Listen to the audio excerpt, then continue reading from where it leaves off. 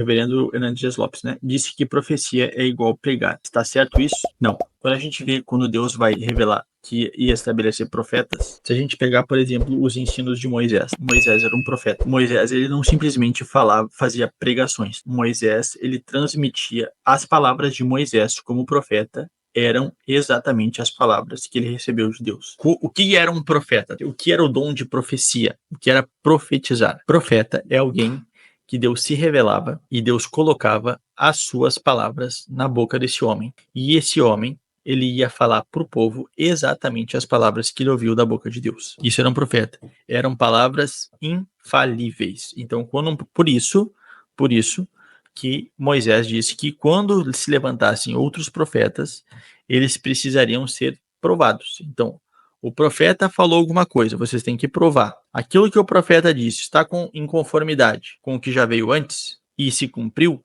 então ele é um verdadeiro profeta. Não era só fazer sinais e se cumprir, tá? Porque ele podia fazer sinais e falar mentiras, aí também era um falso profeta. Então, para avaliar o profeta, ele falou que ia acontecer alguma coisa e se cumpriu, é um dos pré-requisitos. E o outro pré-requisito era, ele falou em conformidade com o que veio antes dele. Ou seja, ele estava ensinando o povo as palavras do verdadeiro Deus. Os profetas, eles precisavam ser analisados, porque tudo que os profetas falavam era infalível. O que nós temos hoje na igreja não é o dom de profeta, mas é o dom de mestre. Então, quando a pregação hoje do evangelho, quando a pregação hoje da Bíblia, o dom de mestre não é o dom de profeta. O que significa quando fala creio na Santa Igreja Católica? Isso quer dizer que vocês acreditam na Igreja Católica Romana? Não. Na verdade, quando a gente usa o credo em português para evitar confusão, a gente substitui o católica universal, tá? Creio na Santa Igreja Universal. Não que o termo católico seja um problema, o termo católico não é um problema. O problema é que ele é culturalmente contaminado. E aí a gente, para evitar confusões desnecessárias, a gente substitui católica por universal. Então, quando o credo fala que crê na Santa Igreja Católica, está dizendo que crê na Igreja de Jesus, que é universal, que é toda abrangente, que está espalhada no mundo inteiro, de todas as épocas e de todos os lugares. É isso que quer dizer, tá? E não na Igreja Católica Romana. A partir de que idade devo ensinar o credo? Eu ensino o credo para o meu filho desde sempre, né? Desde sempre. Eu tenho agora um filho de 3 anos e o outro tem 1 ano. Eles, todo dia a gente faz o culto aqui em casa e todo dia eles ouvem o credo. Existem dias que eu tiro para... Então assim, ouvindo, eles estão ouvindo todo dia, desde que eles nasceram. Existem alguns dias em que eu tiro para aperfeiçoar alguma coisa do meu filho maior. Meu filho menor ainda não fala, então ele só está ouvindo, né? Meu filho menor, ele já sabe, o meu filho maior de 3 anos, ele já sabe de cor, então é desde sempre. Desde sempre. Meu filho, ele sabe o credo, ele sabe os 10 mandamentos, ele sabe a oração do Pai Nosso, ele sabe já alguns trechos da Bíblia. Então, não existe uma idade para começar. Começou desde a barriga da mãe dele. Desde quando ele estava na barriga da minha esposa, ele já está escutando, e é assim que deve ser. Como sei se estou numa igreja suficientemente boa? Essa é uma boa pergunta.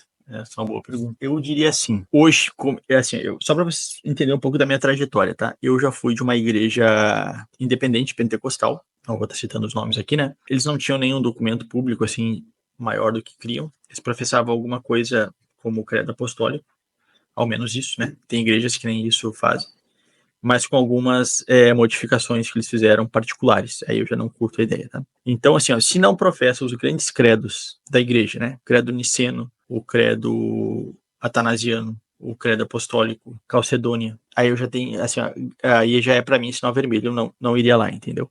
Porque a pessoa não tem nenhum comprometimento público. Sempre quando eu falo público é o seguinte, pessoal, existe uma esfera privada da nossa vida, certo? O que eu creio para mim. Mas é que a igreja, ela não é uma esfera privada, a igreja é uma esfera pública, porque ela é um conjunto de pessoas que fazem parte ali. Então, é uma fé pública daquela igreja. Então, por exemplo, qual é a fé pública da minha igreja? A fé pública da minha igreja são os padrões de Westminster. É isso que o meu pastor vai ensinar todo domingo lá. Os padrões é aquela forma de interpretar a Bíblia. Então, eu sei que provavelmente depois vai ter pessoas comentando aqui, não fala da Bíblia. Assim, ó, quando a gente fala de confessionalidade, nós já estamos pressupondo que tudo que está ali está na Bíblia, tá? Já é há esse pressuposto, né? Então eu não preciso falar assim, eu creio no credo apostólico, eu creio na Bíblia. Não, quando eu falo que eu creio no credo apostólico, é porque eu estou dizendo que ele é um resumo do Evangelho. Entende? Quando eu falo que os padrões de Westminster, eu estou falando dos padrões de Westminster porque eu estou dizendo que a Bíblia é interpretada daquela forma. Não que aquela forma interpreta a Bíblia. Se vocês querem, só para fazer essa distinção, tá? Não é assim, eu preciso interpretar a Bíblia como os padrões de Westminster. Não.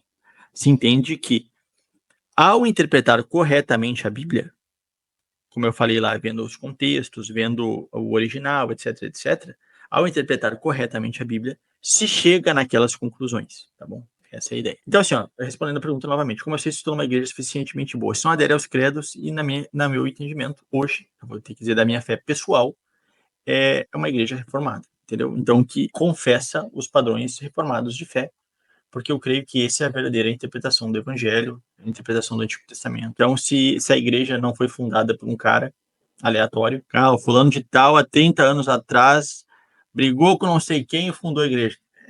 Não é assim que funciona. A Reforma Protestante não foi isso, ninguém saiu fundando igrejas, tá? Então, é uma fé histórica. Eu aconselho as denominações históricas, em especial a Igreja Presbiteriana. Comércio no dia do Senhor é errado, pois vejo muitas igrejas fazendo isso. Sim, eu vejo como errado o dia do Senhor é o dia do Senhor. Como explicar o credo apostólico? Para explicar o credo apostólico é preciso entender o que cada um daqueles artigos estão ensinando, tá? Então, para vocês entenderem o seguinte, tá?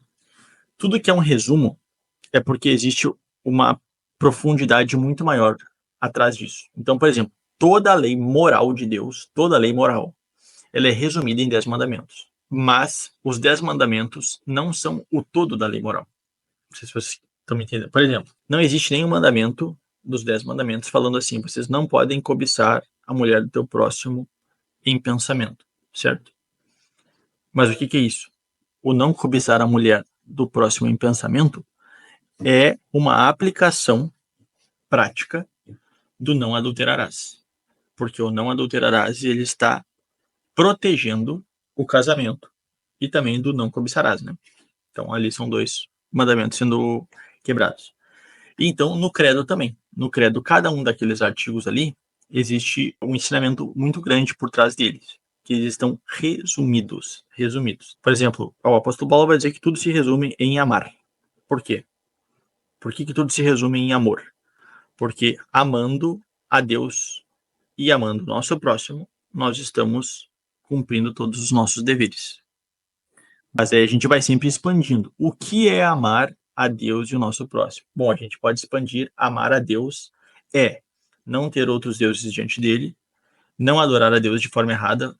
No exemplo do decálogo é não fazer imagens de escultura, não tomar o nome do Senhor em vão e guardar o dia do descanso.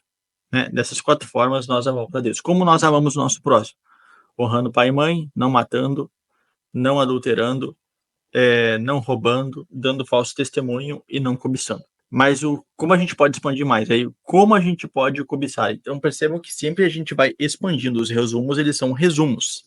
Os resumos são resumos. O credo é um resumo. Então, para explicar o credo, é necessário entender as doutrinas que estão por trás de cada um daqueles artigos. Obviamente, não vou ter como fazer isso numa live, mas nós estamos preparando um material que vai explicar cada um dos artigos do credo